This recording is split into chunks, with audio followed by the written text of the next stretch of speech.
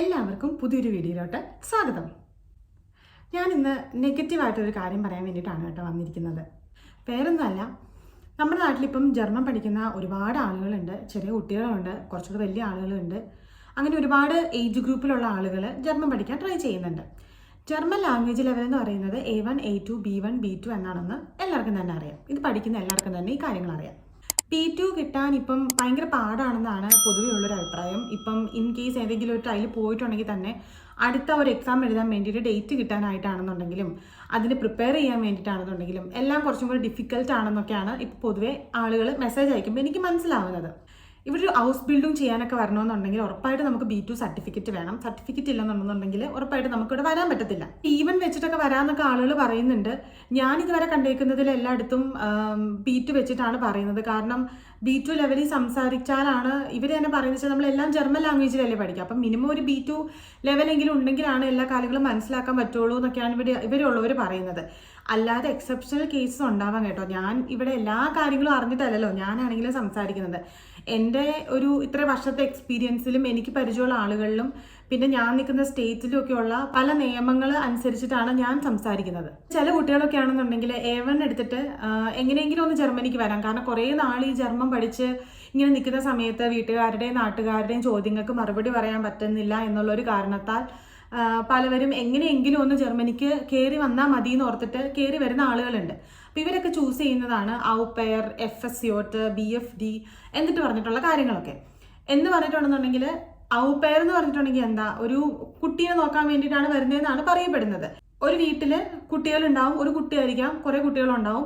അപ്പോൾ അവരുടെ പേരൻസ് ജോലിയായിട്ടിരിക്കുന്ന സമയത്ത് ആ കുട്ടികളെ നോക്കാൻ. അപ്പം മെയിനായിട്ട് പറയുന്നത് കുട്ടികളുടെ ചോറ്റുപാത്രം എടുത്ത് കൊടുത്താൽ മതി, കുട്ടികൾ കളിക്കുമ്പോൾ നോക്കിയിരുന്നാൽ മതി, അല്ലെങ്കിൽ കുട്ടികളെ കിൻഡർ ഗാർഡനിൽ കൊണ്ടുവന്ന് വിട്ടാൽ മതി എന്നൊക്കെയാണ് മെയിനായിട്ടും ഇതിൻ്റെ അകത്ത് ഡ്യൂട്ടീസ് ആയിട്ട് പറയുന്നത്. അപ്പോൾ ഇവരുടെ കൂടെ താമസിക്കാൻ എക്സ്ട്രാ നമ്മൾ പേയ്മെന്റ് ചെയ്യേണ്ട ഇവരോട് താമസിക്കാനായിട്ട്. ഫുഡ് ആണെന്നുണ്ടെങ്കിലും ഇവർ കഴിക്കുന്ന ഫുഡ് കിട്ടും.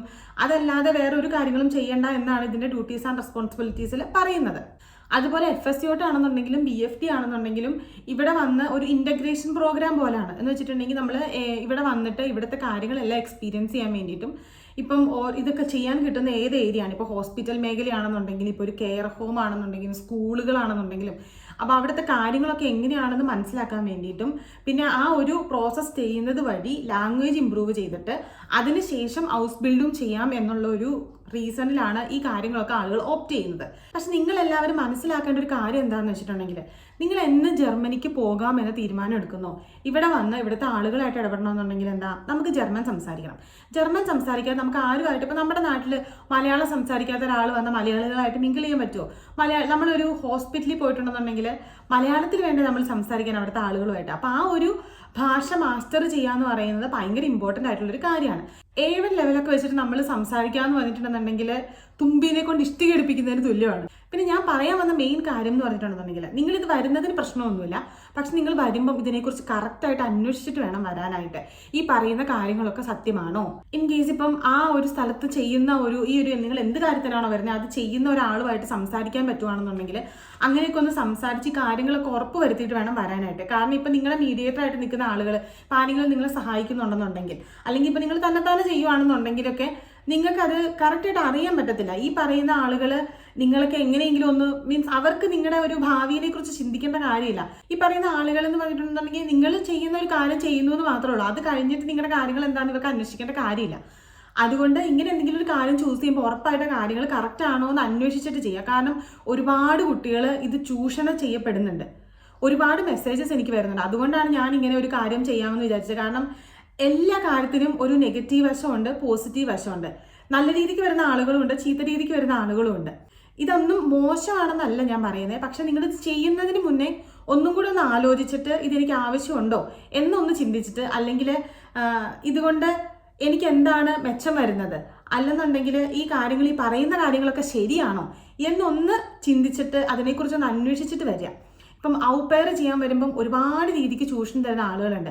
ഇപ്പം ചെറിയ കുട്ടികൾ, പെൺകുട്ടികൾ വന്നു കഴിഞ്ഞ് കഴിയുമ്പം അവർ വീട്ടിലെ ഒരു വീട്ടുജോലിക്കാരിനെ പോലെയാണ് അവരോട് നിൽക്കുന്നത്. വീട്ടുജോലി ചെയ്യുന്നത് മോശമാണെന്നല്ല ഞാൻ പറയുന്നത്.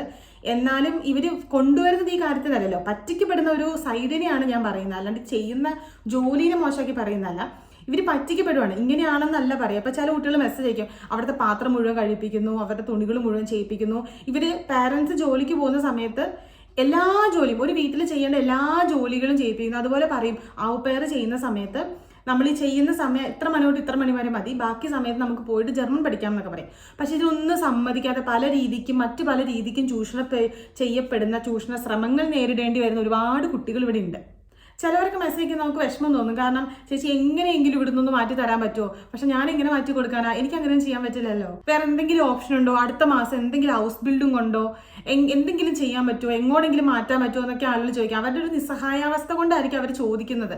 പക്ഷെ എന്നാൽ പോലും പലവരെ നമുക്ക് സഹായിക്കാൻ പറ്റില്ല. നമുക്കും ഇങ്ങനെ നിസ്സഹായാവസ്ഥയിൽ നോക്കി നിൽക്കേണ്ടി വരും ഇവരൊക്കെ കടന്നു പോകുന്ന സിറ്റുവേഷനിലൂടെ. അതുപോലെ പല ഈ ഫാമിലീസിന്റെ ബാക്ക്ഗ്രൗണ്ടും കാര്യങ്ങളൊന്നും നമുക്കറിയില്ല. എല്ലാവരും കറക്റ്റ് ഫാമിലീസ് ആവണമെന്ന് നിർബന്ധമില്ല ഈ കൊടുക്കുന്ന കാര്യങ്ങളെല്ലാം. അതുപോലെ ഒരു സിറ്റിയിൽ ഒരു കുട്ടി ചെന്ന് പെട്ടിട്ട് അവരാണെന്നുണ്ടെങ്കിൽ കുഴൽപ്പണം നടക്കുന്ന അങ്ങനത്തെ പരിപാടി ചെയ്യുന്ന ആളുകളൊക്കെ ആയിരുന്നു. അപ്പോൾ അവർ പോലീസിന്റെ ഇതിൽ വന്നു കഴിഞ്ഞപ്പോഴത്തേക്കും ആ കുട്ടി എത്രയും പെട്ടെന്ന് എങ്ങനെയെങ്കിലും ഒന്ന് നാട്ടിലേക്ക് കയറി പോവാന്ന് ഓർത്തിട്ട് അങ്ങനെ നാട്ടിൽ കയറി പോവുകയാണ് ആ കുട്ടി ചെയ്തത്. അപ്പോൾ അവർക്കാണെന്നുണ്ടെങ്കിൽ ഒരു മോശം അനുഭവമല്ലേ അതെല്ലാം. അപ്പോൾ നിങ്ങളൊന്ന് അന്വേഷിച്ചിട്ട് ചെയ്യാതിരിക്കണം എന്നല്ല. അല്ലെങ്കിൽ ഇതെല്ലാ ഫാമിലീസും മോശമാണ്, അല്ലെങ്കിൽ ഔപെയർ ചെയ്യാൻ പറ്റുന്ന എല്ലാ കുട്ടികളും ഇങ്ങനെ ഒരു സാഹചര്യത്തിലൂടെയാണ് കടന്നു പോകുന്നതെന്നല്ല. നല്ല സാഹചര്യമുള്ള ആളുകളുണ്ട്. ഇപ്പം FSCOT ചെയ്യാൻ വന്നാലും BFD ചെയ്യാൻ വന്നാലും നല്ല രീതിക്ക് കാര്യങ്ങൾ ചെയ്തു പോകുന്ന ആളുകളുണ്ട്. പക്ഷെ എന്നാലും ഇങ്ങനെ ചൂഷണം അനുഭവിക്കുന്നവരുമുണ്ട്. അതുകൊണ്ട് നിങ്ങൾ കറക്റ്റായിട്ട് അന്വേഷിച്ചിട്ട് കാര്യങ്ങൾ ചെയ്യാം. പിന്നെയാണെന്നുണ്ടെങ്കിൽ പോലും കുറച്ചൊക്കെ ഒരു ലെവല് ജർമ്മൻ ആക്കിയിട്ട് വരിക. കാരണം എന്താ വെച്ചിട്ടുണ്ടെങ്കിൽ ആരോടെങ്കിലും ഒന്ന് ചോദിച്ച് സംസാരിക്കണമെന്നുണ്ടെങ്കിൽ, ഇപ്പം എന്തെങ്കിലും ഒരു പ്രശ്നത്തിൽ പെട്ടു, അതിനെക്കുറിച്ചൊന്ന് സംസാരിക്കണമെന്നുണ്ടെങ്കിൽ നമുക്ക് ആ ഭാഷ അറിയാതെ ഒന്നും ചെയ്യാൻ പറ്റില്ല. അത് കാരണം നമ്മളൊന്ന് അന്വേഷിച്ചിട്ട് വരിക. A1 വെച്ചിട്ട് ഇതൊക്കെ ചെയ്യാൻ വേണ്ടി വന്നാലും ആ പ്രോസസ്സിങ് ടൈമിലാണെന്നുണ്ടെങ്കിൽ പോലും മുന്നോട്ട് പഠിക്കുക. അപ്പം നമുക്കിതിവിടെ വന്ന് നാട്ടിൽ നിൽക്കുന്ന സമയത്ത് നമുക്ക് ഇതിൻ്റെ ഒരു ഇമ്പോർട്ടൻസ് മനസ്സിലാവില്ല. B1 എടുത്ത ആളുകൾ വരെ ഇവിടെ വന്നിട്ട് കറക്റ്റായിട്ട് ആ ഒരു ഭാഷ കൈകാര്യം ചെയ്യാൻ പറ്റാണ്ട് എല്ലാ കാര്യങ്ങളും മനസ്സിലാവാണ്ട് കഷ്ടപ്പെടുന്ന കുറേ ആളുകളുണ്ട്. അതുകൊണ്ട് നിങ്ങൾ ഭാഷ ഏറ്റവും ഇതായിട്ട് ചെയ്യാൻ നോക്കുക.